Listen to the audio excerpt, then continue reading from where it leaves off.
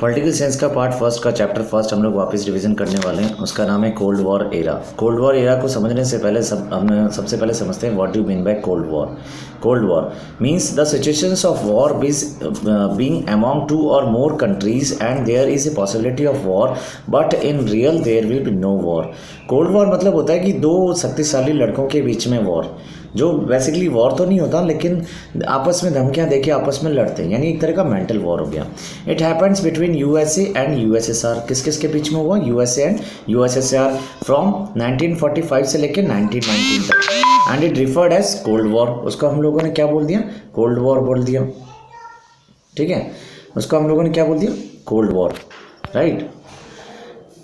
अब उसके रीजंस क्या क्या थे? फर्स्ट रीजन था the first world war had earlier seconds and seconds the world 1914 and 1918. Second World War below 1939 and 1945 between second groups the Allied forces led by the US, Soviet Union, Britain and France defeated the another group the Axis power led by the Germany, Italy and Japan.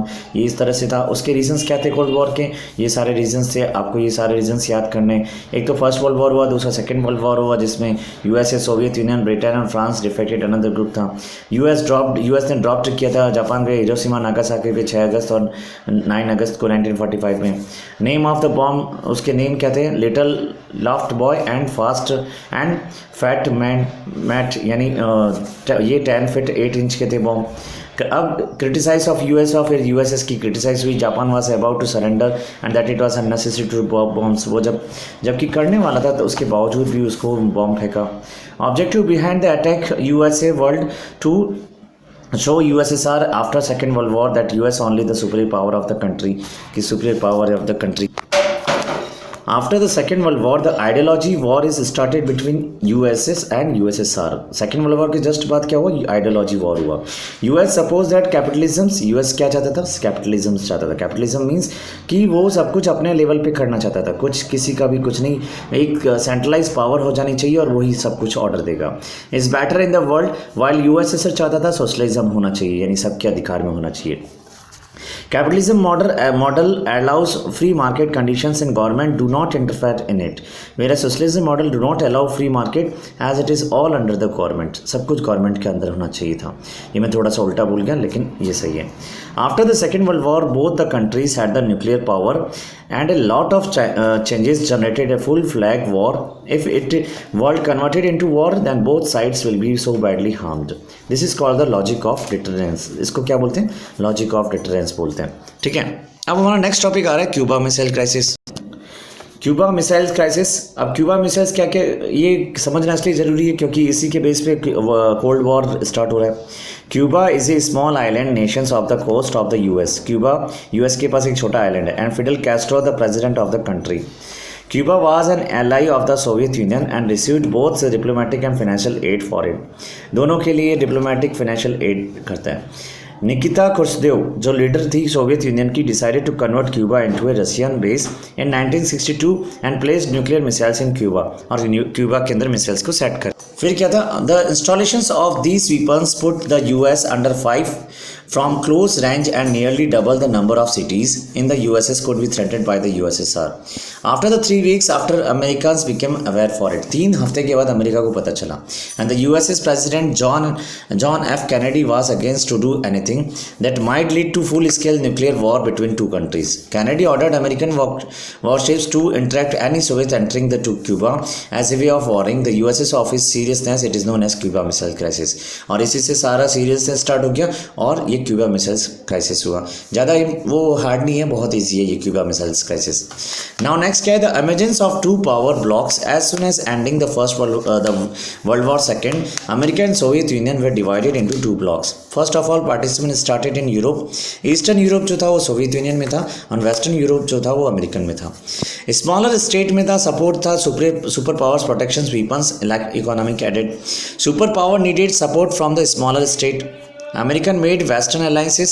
America ने क्या किया इसके लिए? Super power को अपने support में लेने के लिए वेस्टर्न अलायंसेस किया और उसको बोलते हैं the north Antarctic treaty organisations बोलते हैं, जिसको नाटो बोलते हैं, और ये किया इन अप्रैल 1949 में। क्या किया? NATO, national Antarctic treaty organisation किया, छोटे छोटे देशों को अपने सपोर्ट में लेने के लिए। It was of 12 states having objectives that armed attack on any one of them in Europe और North America would be regarded as an attack on all of them. Soviet Union made eastern alliances, Soviet Union ने क्या किया? Eastern alliances किया, known as Warsaw Pact, उसको क्या बोलते हैं? Warsaw Pact in 1905, and its objective was to counter NATO's force in Europe, NATO को force को अलग करना था। And in east and south east Asia, in the west Asia, the US built in alliances system called CATO, और इस Asia के अंदर जो अलायंसेस किया उसको क्या बोलते हैं? CATO, यानी South East Asian treaty organisations, and CENTO यानी central treaty organisations. The Soviet Union respond close relationship with China, North Korea and Iraq. Yellow था USSR, रेड था USSR, ग्रीन जो है वो नाम यानी थर्ड वर्ल्ड था, तीसरा वर्ल्ड जो था green. Arena of the cold war, अब arena of the cold war में क्या था? इस arena of the cold war में ये क्वेश्चन वेरी वेरी मोस्ट है। The cold war also lead to several shooting wars and it did not lead to another world war. Korea in 1950 to 1953, Berlin 1958 to 62, and the Congo the early 1960s. The important development was the non-aligned movement, and it means not to join to any group, not to join in any group. अब इस नाम में क्या था? It played a role in reducing cold war conflicts which gave the newly independent countries a way of staying out of the alliances.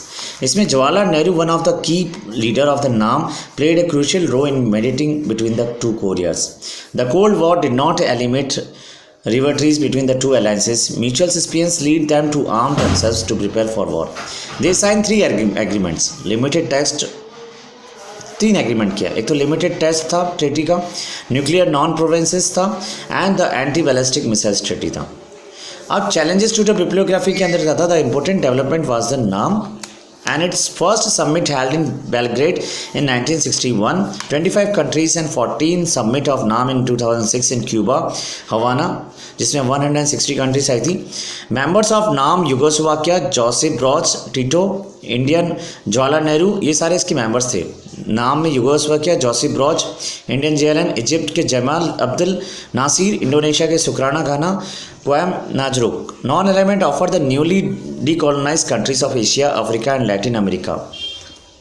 इसका objective क्या था? इसका नाम का ऑब्जेक्टिव था कि cooperative among the 5 countries, growing cold war tensions and it widening areas, the dramatic entry of mainly new decolonized African countries into the international arena. By 1960s, there were 16 new African members in the UNA.